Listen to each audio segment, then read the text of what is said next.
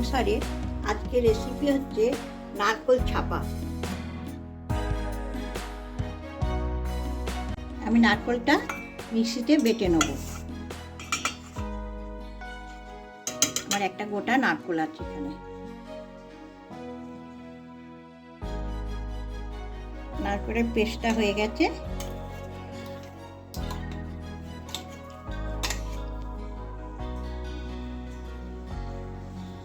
নারকোলটা বেটে নিয়েছি, কড়াতে দিয়ে দিলাম। কড়াতে দিয়ে মাখবো। এখানে এক বাটি চিনি দিয়েছি, ছোট বাটির এক বাটি। এখানে আমার 100 গ্রামের মতন চিনি আছে।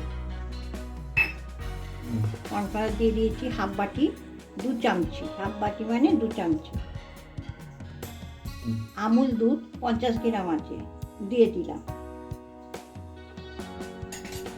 দিয়ে ভালো করে মেখে নেব।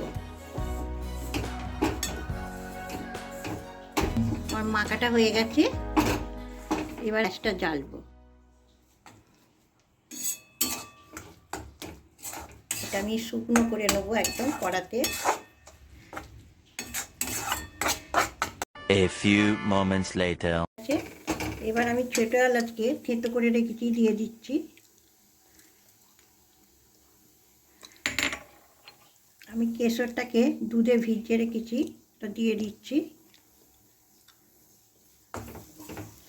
এটা মিষ্টির দোকানে পুজোর সময় বিখ্যাত বিক্রি হয় নারকোল ছাপ বলে। আমি সেইটা তৈরি করবার জন্যে চেষ্টা করব। সন্দেশটা কমপ্লিট রেডি হয়ে গেছে। আপনাদের যদি ভালো লাগে লাইক করবেন, কমেন্ট করবেন, সাবস্ক্রাইব করবেন। সবাই ভালো থাকবেন, সুস্থ থাকবেন।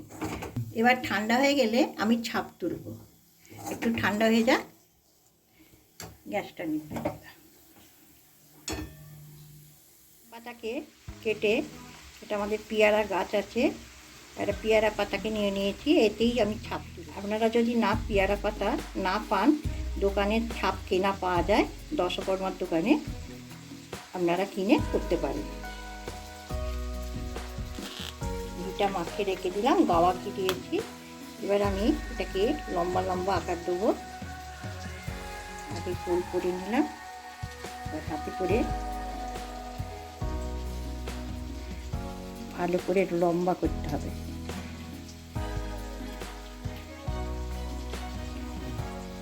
আমি একটু হাতে করে চেপে দিচ্ছি। এবার আমি পাতার মধ্যে নিচ্ছি, পাতার মধ্যে দিয়ে ভালো করে আমি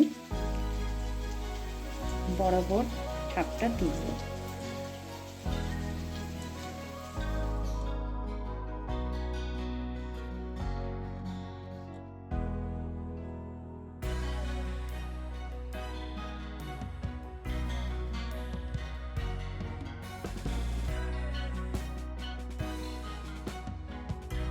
বাকিগুলো এবার করে নেব,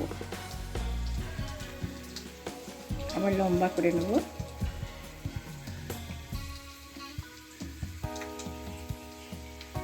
আর পাতাতে নিয়ে নিচ্ছি,